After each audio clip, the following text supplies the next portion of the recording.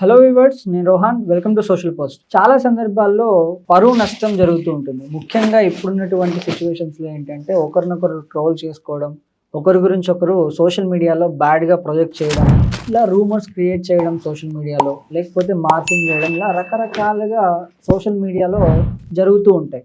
అలాంటి సందర్భాల్లో ఈ డిఫమేషన్ కేసు అనేది ఎలా ఉపయోగపడుతుందనే విషయాన్ని డీటెయిల్గా తెలుసుకుందాం. మనతో పాటు హైకోర్టు అడ్వకేట్ మహేష్ గారు ఉన్నారు, ఆయనతో మాట్లాడదాం. నమస్తే అండి. అసలు డిఫమేషన్ అంటే ఏంటి? ఈ డిఫమేషన్ కేసు ఎలా పనిచేస్తుందండి?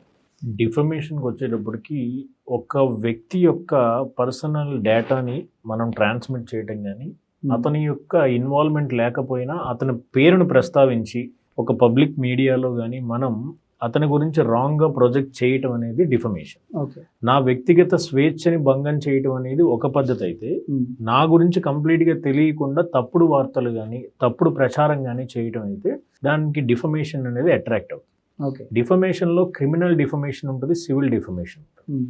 ఈ డిఫమేషన్ అన్న మీనింగ్ ఏంటంటే, ఒకటి అతను తప్పు చేస్తే క్రిమినల్ డిఫమేషన్లో పనిష్మెంట్ వస్తుంది. సివిల్ డిఫమేషన్కి వచ్చేటప్పటికి డ్యామేజెస్ క్లెయిమ్ చేసుకోవచ్చు, అంటే నష్టపరిహారం కూడా తీసుకోవచ్చు. ఓకే. జనరల్గా జనాలకి తెలియదు ఏంటంటే, పబ్లిక్లో ఏదైనా ఒక వాట్సాప్ మెసేజ్లో most of the things happened in political, అంటే ఇవి పొలిటికల్ వ్యూలో ఉంటాయి. పాలిటిక్స్లో కొంతమంది కొన్ని పార్టీలకు సపోర్ట్ చేస్తారు, కొంతమంది కొన్ని పార్టీలకు సపోర్ట్ చేస్తారు. ఒక కార్యకర్త, ఫర్ ఎగ్జాంపుల్ ఒక డిప్యూటీ సీఎంఓ లేదా సీఎం క్యాడర్లో ఉన్న ఒక వ్యక్తి గురించి తప్పుడుగా ఒక ఇన్ఫర్మేషన్ అతను రిసీవ్ చేసుకున్నాడు. అతను రిసీవ్ చేసుకుని చదువుకుని వదిలేస్తే ప్రాబ్లం లేదు. ఇఫ్ ఇన్ కేసు ఇతను ఇంకొక 10 మందికి పంపించి ఇదిగో ఇట్లా జరిగిందంట అని ఆ ఇన్ఫర్మేషన్ షేర్ చేయడం కూడా ఐటీ యాక్ట్ ప్రకారం తప్పు. ఇన్ఫర్మేషన్ టెక్నాలజీ యాక్ట్ ప్రకారం అది ఒక offence. Wrong information transmitting from one person to another person, అంటే నీకు కంప్లీట్గా తెలియనప్పుడు నువ్వు అందులో ఇన్వాల్వ్ అవటం అనేది తప్పు, నీకు అవసరం లేదు. సో లా మనల్ని ఎట్లా ఇన్వాల్వ్ చేస్తుంది అనేది బేసిక్ నాలెడ్జ్ ఉంటే మంచిది. నెక్స్ట్ ఇంకోటి ఏంటంటే, ఈ పొలిటికల్గా యూత్ ఎవరైతే ఉన్నారో ఆ డిఫేమ్ చేసేటప్పుడు వాళ్ళు తర్వాత వచ్చే ప్రాబ్లమ్స్ గురించి ఆలోచించకుండా, మా నాయకుడు లేకపోతే మా కార్యకర్తకు ఇట్లాంటి ప్రాబ్లం వచ్చింది, నేను చేస్తే తప్పేంటి అని నెంబర్ ఆఫ్ కేసెస్లో కానీ నెంబర్ ఆఫ్ ఇష్యూస్లో ఫార్మల్గా వాళ్ళు ఏదో ఒక ఇన్ఫర్మేషన్ పాస్ ఆన్ చేసేస్తూ ఉంటారు. అట్లాంటి కేసెస్లో మీ పొలిటికల్ లీడర్స్ కానీ లేదా మీకున్న హైయర్ అథారిటీస్ కానీ ఎవరు మిమ్మల్ని ప్రొటెక్ట్ చేయరు. కంప్లీట్గా డిఫేమ్ అయ్యేది ఎవరంటే ఒక థర్డ్ పర్సన్ డిఫేమ్ అయ్యి అతను నీ మీద కేసు వేస్తారు.